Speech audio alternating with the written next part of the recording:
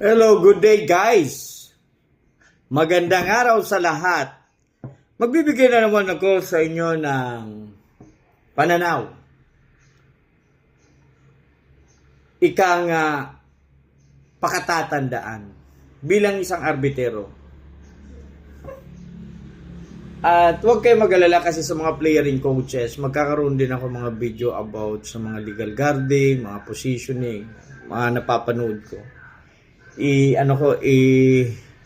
I-demo ko para ma-recall, ma-review ang iba at ma-confirm. And also, kayo, magbigay din kayo ng insight ninyo. So, isa yan sa gagawin natin. Not only for referee, but also for player and coaches. Hindi hamak na ano naman tayo sa rules. Medyo nakakaintindi. So, mas maganda samahan natin na paano nga ba ang player nagdedepensa, no? Para masabing legal guarding or not legal guarding. But this time, gusto ko muna bigyan ng advice ang mga kapwa ko arbitero. Ito ay maaring tama o maaring mali. It's up to you kung kunin mo. Nung ikaw nagsimula mag-referee, karamihan naman talaga nagsimula ka maging referee, meaning hindi ka pa marunong. Is player ka. 'Di ba? Player tayo lahat. Alam nyo na nun ang foul, ang traveling. May idea na kayo sa rules. 'Di ba? Kung saan ito throw in, ano ang anspo, ano ang technical foul. Alam nyo na yun. Except, maliban na lang sa mga special situation. No? Kaya doon nagkakaiba yung knowledge ng mga referee at saka player and coaches. So, yung hindi alam ng coach and players, mas alam ng referee. So, mas pinili nyo maging referee dahil naging practical kayo. No? Maliban sa ayaw nyo tumigil sa passion, sa paglalaro ng basketball, nag-referee kayo. Para makabisado nyo yung rules hanggang sa gusto nyo na rin maging coach. Ayan, para napagdaanan mo yung pagiging player, pagiging referee, and then nag-coach. Diba? Ang iba naman, no, nag-coach na lang, hindi na nag-referee. Pero nevertheless, lahat ng yan, naging player ka, naging coach, naging referee. Ang common denominator nyo yan, ang common sa bawat isa ay ang FIBA rules, ang batas basketball. So, basically, we as a basketballista, we must know, we ought to study the FIBA rules. Kasi doon naman talaga yung equilibrium natin. Doon tayo nagsasalubong, doon tayo nag-agree dahil sa FIBA rules. So, paano tayo magkukwentuhan, magkakaroon ng palitan ng insight or interpretation kung ang player o coach o referee hindi biyasa sa rules? Okay. So, we should know the rules. Ngayon, kung player ka, aside from the rules, for you to make a illegal play pagdating sa offense, sa pagdepensa, what you should know sa the rules. And also the coach, for the set play, sa mga playing ginagawa ninyo, alam nyo dapat kung mayroong possible violation ang ginagawa nyo na play, pasok pa rin ba sa shot clock siya? Wala bang infraction na mangyayari? No? Ano bang article na nagsusupport para hindi tayo matawagan ng infraction? Ganun ang perspective ng coach. Kaya meron yan mga statistician, meron yan mga bihasa sa rules. Ganun ang coach, no? So, kaya kung makita nyo, kung nandiyan kayo sa mga major league, professional league, makita nyo yung kanilang play, yung kanilang defense, yung kanilang offense, na kahit nagpipisikalan yan, may physical contact naman talaga ang basketball, pero wala kang makitang nag-gain ng advantage, nagko-cause ng disadvantage to the opponent. So, no call ang referee, tuloy ang laro. Wala yung fraction. So, napakaganda ng play nila. Napapatango-tango pa ang referee niyan. So, ibig sabihin, alam ng magkabilang kupunan dahil sa mga coaches nila, pinaghirapan nila ang ganong play na talaga namang mapapahanga ka, no? So, because of the rules, nakabisado nila ang rules, and then they know the tempo, no? Alam nila yung tempo nila. Kung mabilis, mabagal yung laro. kung kailan magiging manipis, makapal, although walang ganyang nasalita. Pero dagdag ko na rin yan na, correct me if I'm wrong, nagkakaroon ng makapal kapag sa ground, sa baba. Kakaroon ng manipis kapag airborne ang physical contact. Tama po ang narinig ninyo. Kredito Sir George Magsino yan. Sa baba, hard foul talaga dyan, makapalan dyan. Kasi, dikit naman ang mga paa ninyo sa floor, sa court. Pag nagkaroon ng disadvantage or advantage, in other word, effect, yung tatawagan natin. Ano yun? Interfere, impede, restriction of freedom of movement, discarril na tinatawag. Diba? So, yan yung mga, tsaka yung depensa na nagdidikta ng direction ng opensa, lalo na yung may hawak ng bola. So, yan yung mga tinatawagan natin sa ground foul, na sabi natin makapal ng bahagya in layman terms, pero walang ganyan. Ultimately, sa effect pa rin tayo nagbabase. Lahat tayo, player, coach, and referee.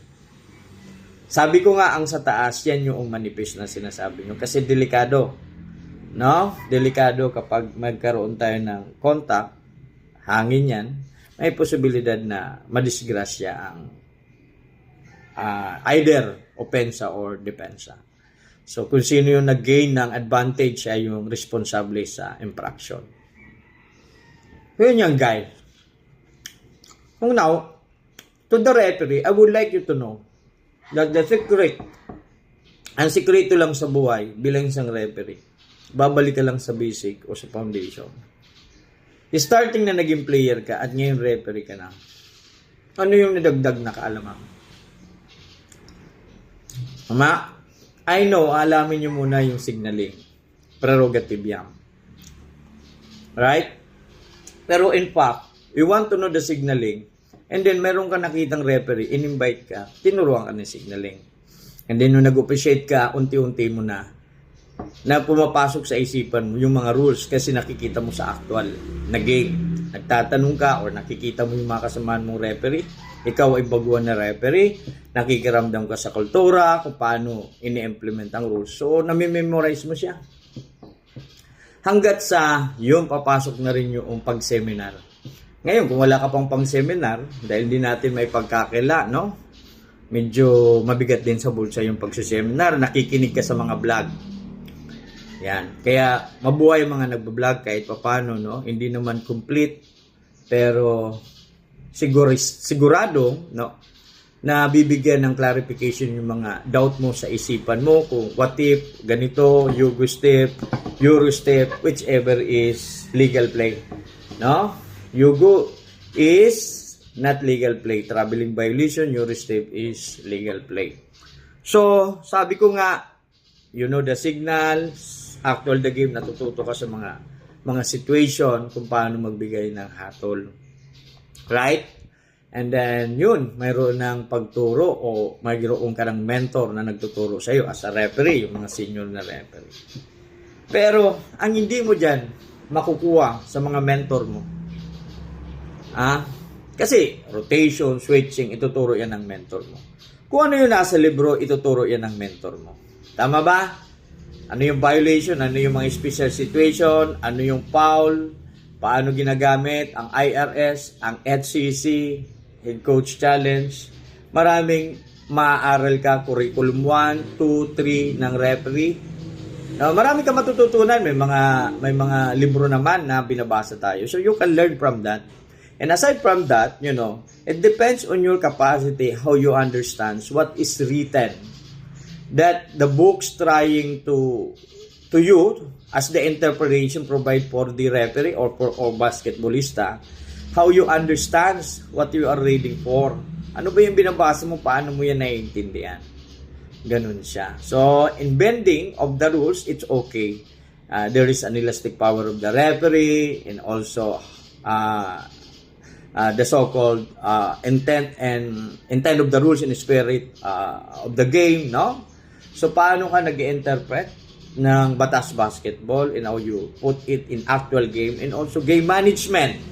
Pero isa lang, ang ikaw lang talaga at nanggagaling lang talaga sa iyo yan na hindi yan maituturo.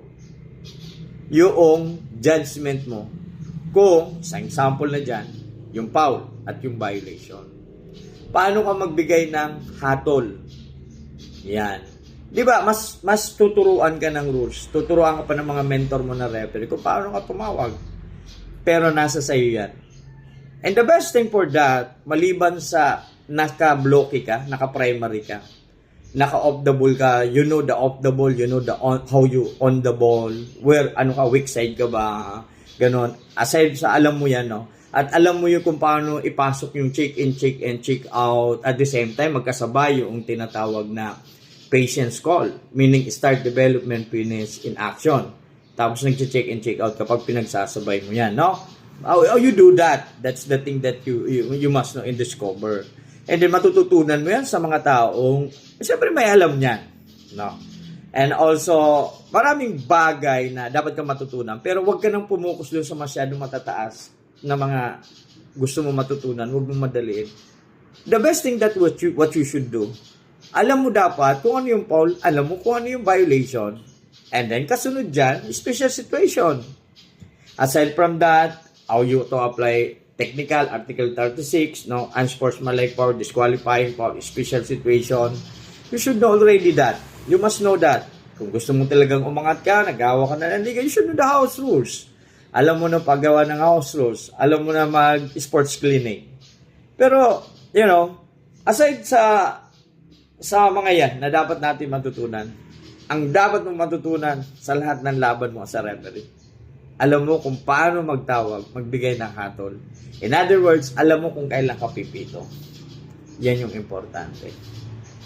Ulitin ko, alam mo kung kailan ka pipito. Dahil sa pagbuga mo ng whistle, yan ang maghahatol sa'yo. Kung bibiliban ka, hangaan ka. In other words, may credibility ka as a referee or may integrity. Sasabihin ng karamihan, mahusay at marunong na referee yan. Diba? Ganun yan eh. Sa'yo lang yan manggagaling yung hatol na yan. May mga referee kasi na talaga pag pumeto, wala kang tanong, wala kang question, wala kang duda. Pag pumeto siya, oh my God, amazing. Oh, diba? And then, pag nakabisado mo yan, yan ang pinakabasic, tandaan mo. Alam mo kung paano kung magpito, gamitin ng whistle na dapat talagang ma-infraction. Huwag kang pipito na walang infraction, na walang foul, na walang violation. Alright? Yan ang importante, guys. Aralin nyo muna yan, very basic. Pag nakuha nyo yan, my God, hindi naman nila alam na hindi mo alam o hindi ka kompleto sa karunungan English sa batas basketball. Pangalawang gagawin mo, maliban sa alam mo yung kung ano yung dapat pamito, kung may foul talaga violation, huwag kang pito ng pito, no? O, kapag alam mo na yan, kung kailan ka pipito, aralin mo na rin yung mga signaling at mechanics. Pag nakita yung signaling mong amazing, panalo ka. Kasi hindi naman nila alam na kung biyasa ka sa batas basketball o hindi. Pero actually, pag napopossess mo na yan, tuloy-tuloy yan, makukuha mo yung sequence na yan.